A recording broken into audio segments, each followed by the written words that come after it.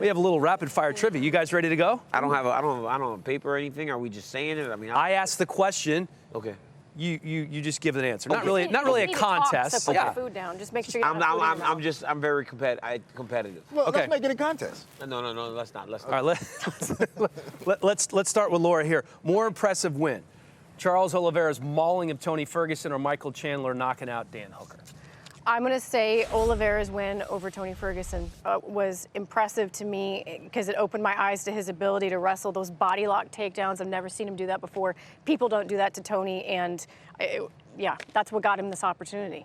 I mean, I think that I agree with Laura to a degree, but circumstances. I think we're going in I gotta order, say DC. Chandler. No, actually. No, DC's number two. Yeah, he's see? number two. See, bullying me again. So I gotta say Chandler because of the circumstances, right? UFC debut, undercarded a McGregor fight, fighting Dan Hooker, and just not only winning the fight, but nailing everything from the fight to the post-fight call-out. I think everything that it entailed makes that fight a little bit more impressive. Yeah, I agree. I agree with DC. I mean, and I remember sitting with Chandler right after that fight, and he was so relieved that he was able to pull it off the way he did. So, like, he put the stakes on himself so high that, like, it was very difficult for him to overcome that. And the fact that he did that, I got to give him that more impressive. Both of those fights setting up their title opportunities. All right, guys, this is rapid fire, not slow fire, so let's speed it up a little bit. Buy or sell, Laura, with Habib gone. The winner of Saturday's main event will determine the best lightweight. Dustin Poirier is still out there. Yeah. I don't need it. Yeah, DC? I'm going to say sell. I believe the best lightweight in the world is Islam Makhachev. Not like Dustin Poirier, he's my guy, but I believe Islam's the best lightweight in the world. As does Habib. He Yeah, I believes think the he's same the thing. best. Yeah. What do you think? I'm going with Dustin Poirier, so.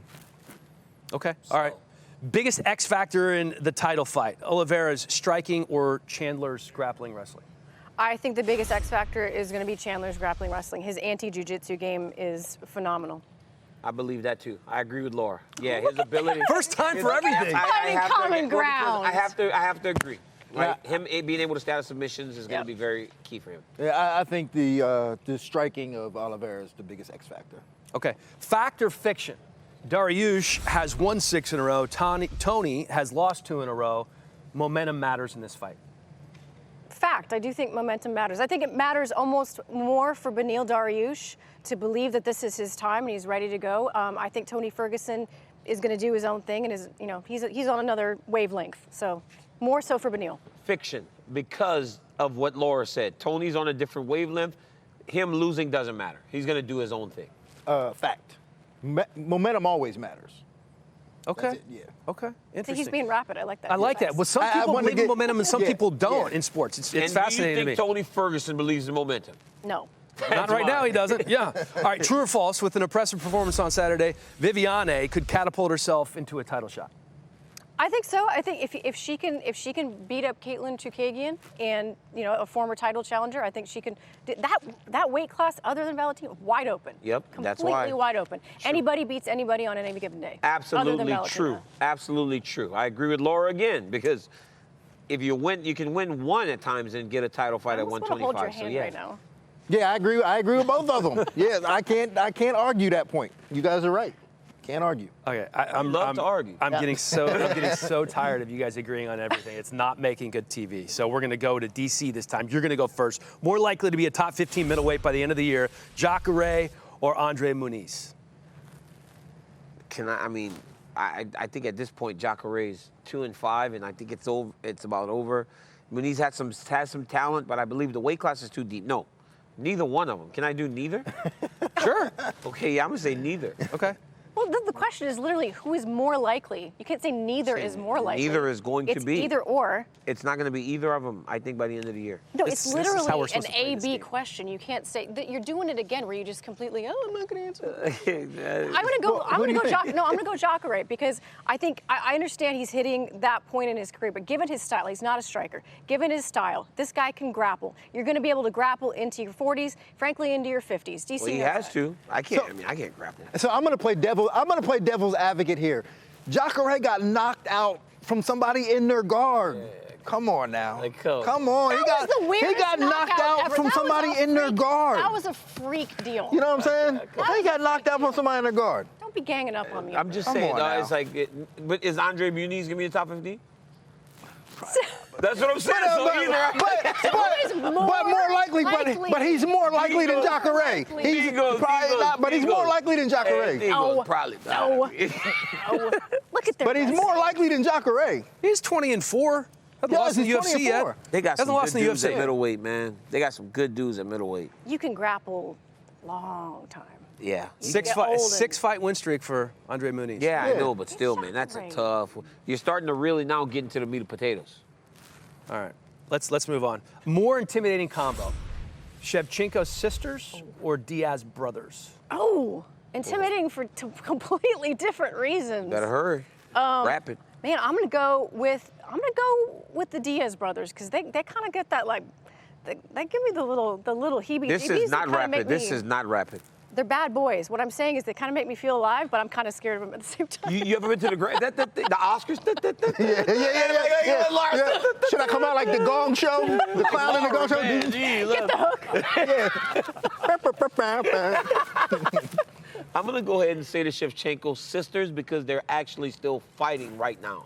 And they're both still fighting. So Nick doesn't But fight. I didn't say as fighters, just like in general, who's more intimidating? The Diaz brothers. No. The Shevchenko sisters, they shoot guns. Oh, yes, They I will, just- yeah, oh, they yeah. shoot guns. And fly They will planes. shoot you and fly planes. They're both spies. They're They're 100% spies for sure. They're like the I'm Black not messing Widow. with them, yeah. Black Widow, right? yeah. I'm not Widow messing with sisters. them. Like, we don't Diaz brothers know. will cut you, though. Because Yeah. it's like the Shevchenko sisters were kind of just dropped into the UFC. Like, where they come from? Yeah, like, right. It's like the Black Widow. Boom. Right? Like, boom, here are the Shevchenko sisters. Yup. Like, where did they come from? Yup. Like, be honest. Like, the Black Widow backstory. Like, when's the Black Widow movie coming out so You we guys can are learn making some fun of things? how long I take to answer? I'm just saying, right? Like, because seriously, where did Shevchenko sisters come from? Oh, they're for Yeah, sure where do spies. they I'm live? going Where? with Where do they live? They speak like 7 languages. They got They live passports. everywhere. It's time to They like got- seriously. yeah. It's time to seriously dig a little I deeper. can see into it where right they now. come from. Reddit conspiracy theory thread, Shevchenko sisters. Yes. Ask them how many passports they got. I mean, come on. So if you guys just disappear, we're gonna know why. Yeah, Somebody I know. kind of trying to pull the curtain back on Valentina and Antonina. Yeah. Okay, do you guys remember when we played Fight Ghost Quarantine with Yes, Chris Weidman when he yes. came on? So we're gonna give you 3 names. You can choose to either fight them, ghost them, you want nothing to do with them, or quarantine with them. It's like being stranded on a desert island with one other person. Okay? The 3 names are Ferguson, Chandler, and Oliveira. Let's start with DC. Fight Ghost Quarantine, Tony Ferguson, Michael Chandler, Charles Oliveira. I'm fighting Charles. I'm fighting Michael Chandler, ghosting Charles Oliveira, and I'm quarantining with Tony Ferguson. What? I'm quarantining with Tony Ferguson. What? Wow. Can you imagine? Yeah, oh, the God. entertainment? Yeah, I mean, yeah. just No, watching him. That's Just true. watching That's Tony true. in a That's true. That quarantine is- situation. you got a good point there, And yeah. the only reason I'm ghosting Charles is because Charles, you know, I can't really talk to him. Right. Like, we don't speak the same Sure. language. Yeah. Right? Oh, that's a good point. Michael Chandler. That's actually a good point. So I'm ghosting Tony Ferguson. There's no place in this world where I'm going to hang out with this guy. I'm not hanging out with Tony Ferguson nowhere. I'm going to quarantine with Michael Chandler because he's such a good dude. He's got a good vibe. I love might hanging cook with him. for you. Yeah, he might cook for me. He's Yeah. a good dude. And Charles Oliveira, I'll take my chances. You know what I'm saying? I'll just let him choke me out. You know what I'm saying? Like that's he could choke me out. I'm kind of along the same lines, right? Like Tony makes me a little nervous. I don't know if I could quarantine. But like Tony, you know, you quarantine with Tony, right? Like, you know, if it turns into a survival situation, Tony's crazy enough to Yeah. go try to kill some. I mean, Yeah. Get some fair food. enough. Yeah, he fair might. enough. He also might eat you. So-